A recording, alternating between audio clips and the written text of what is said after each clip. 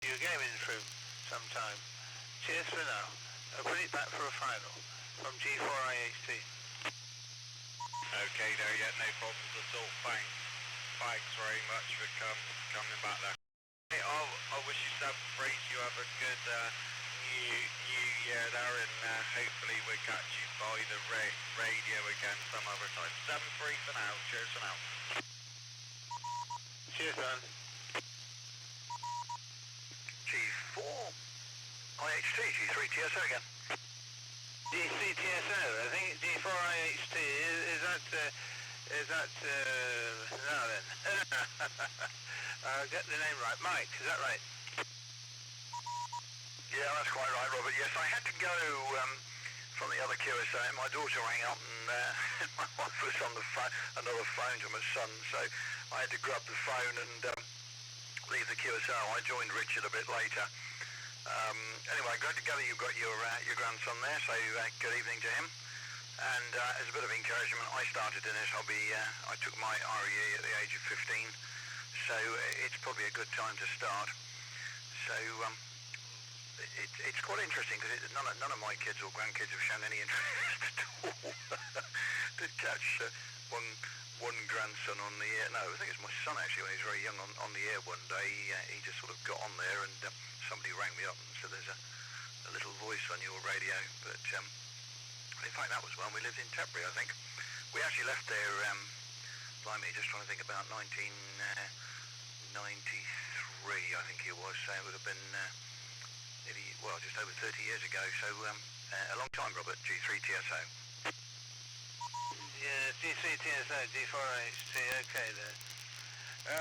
Well, yeah, we've been sorting on PL259s at the moment, and he's quite good at that sort of thing, so he saved me a little job.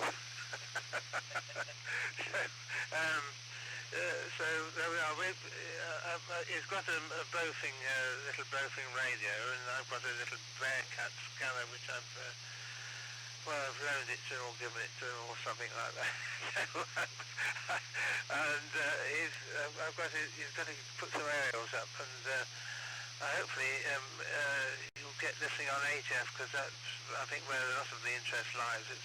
I think it's all interesting, but HF's quite interesting. I think HF's probably more interesting, although when I was first interested I wanted to get on VHF, I must admit, and but there we are, so we'll see how it goes. So he's got to get down to doing his exam, so sometime or other, so they can get your license, get on the air, I suppose. There we are. So I don't know if I'm timed out or anything. I better put it back to you. G3 TSO, G4HT. G4HT, G3 TSO. Yeah, I think they've changed the time out on this. It used to be about a minute, but it just seems to go on for quite some time now. There are several minutes, I think, on it. And yes, all noted there. Well, I'll tell you what, it was quite interesting because when I started, I think I bought a box of government surplus, which was in a school jumble sale, and I took this box of stuff home. And I know what it was. No, a friend of mine at school, he was the vicar's son, and there was a chap in the village who, I thought he joined the Navy, but I discovered later he joined the RAF and he trained as a radio apprentice. Anyway, he built this guy a crystal. This is M0SLH. Yes, I can't find my log paper now, and Sue's hidden it, so or it is hidden.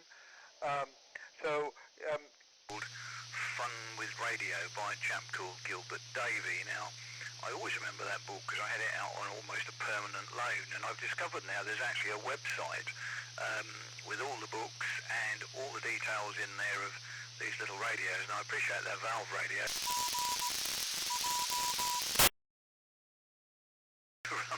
But there are alternatives, but they were super little books, and it's a brilliant little website, well worth having a look at. And the thing I found interesting was, having started with those, I think there were 2 books that I had in the series. I had them on permanent loan from the library, and that was when I lived in Peterborough. And having read this website, I discovered the chap himself who wrote it actually finished up working for an insurance company in Peterborough and actually died there. And I thought, well, I wished I'd known that he'd lived there in the 90s, because I'd have popped round and said hello, because he really did get me started, and it was brilliant stuff. It's TG3TSO. Yeah, I'm in. Hang on. Yep. G4AC. I was interested at the age of about 5. Somebody gave me a crystal set, and I wasn't able to do radio because they thought it got in the way of my schoolwork, so my parents weren't very keen. But I used to have £0.50 pocket money, and I managed to save up for the 2-volt battery, which was 19 and 6. It took me a few weeks to get the batteries, and I remember building the first valve radio. I was about 10, over an SP2, and one of the coils, and I remember picking up MSF at Rugby on 2.5 megs. I was highly delighted. It was just like a beacon thing. It wasn't. I was quite fascinated by it. And of course, you could pick up the Voice of America as well, and those things. Quite interested, and then I thought of packed in radio for a bit, and then after I was married and settled down, had a house and what have you,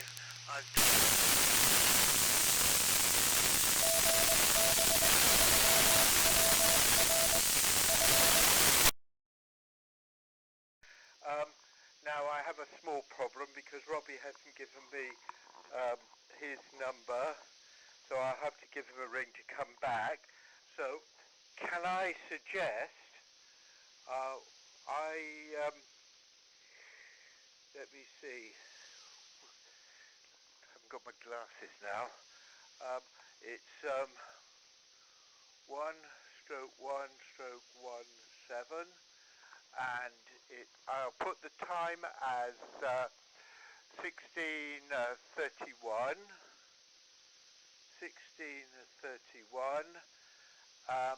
and it's S20F, and it's FM, and your MW0XW.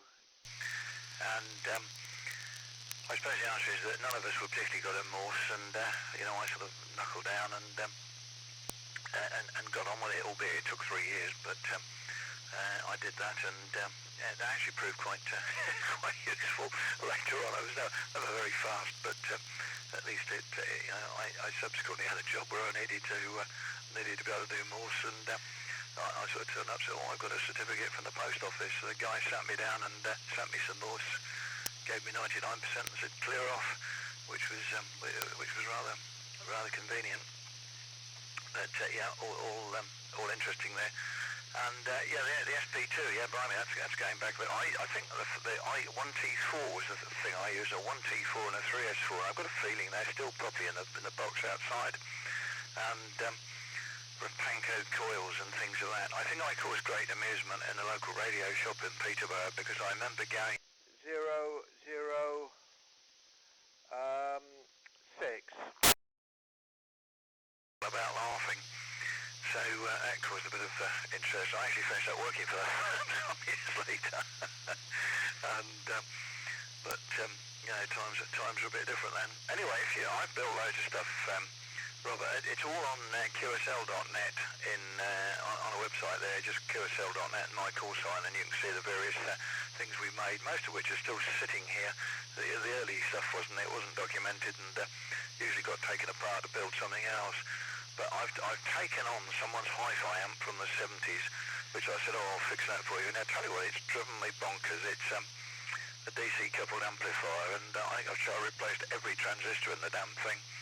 I still can't get the damn thing to work properly. I've got one more transistor which has gone to change in it, and I think I need to go through and do some comparisons with the other channel, but I'm wishing now I hadn't touched it. 4HTG3TSO. Number 5, but I've only called him on 2 meters. I don't think I called him on 77s. Do you have 77s, over? Business, and identical amplifier went through the auction for 15 quid. I wished I'd bought it and swapped them. That's how it goes, isn't it? Never mind. Yeah, I built some. I built a Mullard 510 amplifier. I've got the Mullard amplifier book, and it's quite a good book actually. But the valves for these audio things are so expensive these days. It's ridiculous. Output valves. KT66 is a pair of those. They knock you 150 quid or something like that. It's stupid money. I think it's all these people with guitars and so forth, with their pop groups and so forth. They snap all the valves up, don't they? They all go for valve amplifiers. Well, I better get on. It's nice chatting to you again, and I'll no doubt speak to you again. So I'll be off and clear with... I'm going to go and have some tea, I think. This is M0SLH. Yes, it could be you're overdriving your mic. I'm not sure, but you could be overdriving your mic, or you could be speaking a bit too close to it. I'm not sure. You've got plenty of scratchy power, but not much voiceover. 2W0XWD. I'm speaking further away from the mic now, Jim. Is that any different? This is M0SLH. Yes, I can actually read you now better between the scratching. And do you have a microphone bleep on it whenever you transmit, or is that just the way you're? Yeah, Charlie's he's learning. He's just learning simple things, and he'll get there. So we'll see what happens. Right. Well, I'll say some threes. Nice chatting to you. G3 TSO G4AC is now off and clear. Nice chatting to you again, there, Mike. Cheers. Yeah, cheers, Robert. It's surprising to hear so much activity on 2 meters. Cheers, G3 TSO. Bye.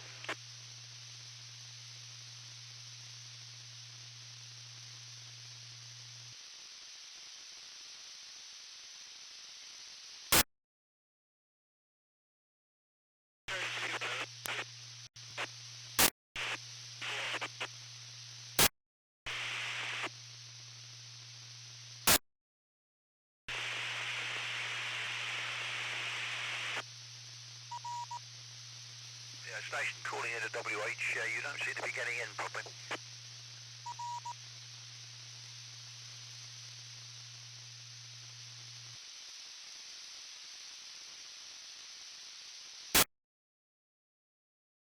SLH calling any Chepstow District Amateur Radio Society station on 2 meters, over.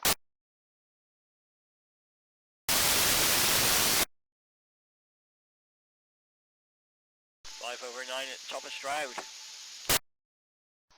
Oh, roger that. Very good evening to you. I didn't get your call sign then, but yes, we're just having a local, what we call a Christmas contest into the new year, and using whatever frequency just amongst the Chepstow District Amateur Radio Society. I haven't been very active at all, and to Whiskey Zero XWD, who I'm trying to talk to, his signal is pretty poor, but he's down towards Newport. I'm at the top near at Tuts Hill at Chepstow, over.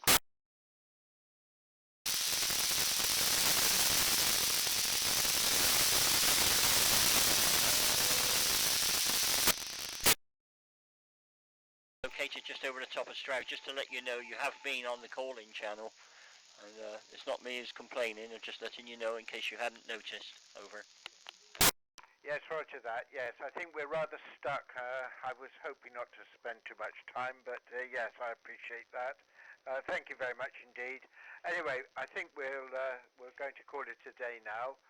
we were rather hoping that our conversation on this channel would attract some of the other members. That was the main reason there. But yes, thank you very much indeed, and I'll just go down to Whiskey Zero XWD for the final. Over.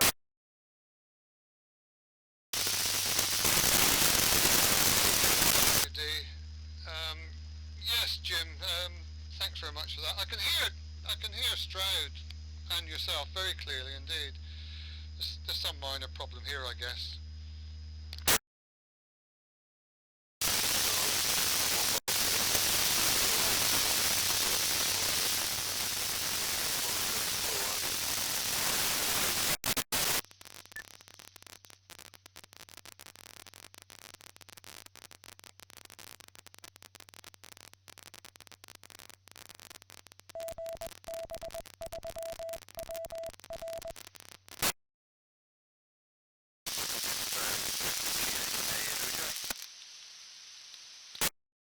G8AOJ, G0PKJ returning. If you want to take it down 1475.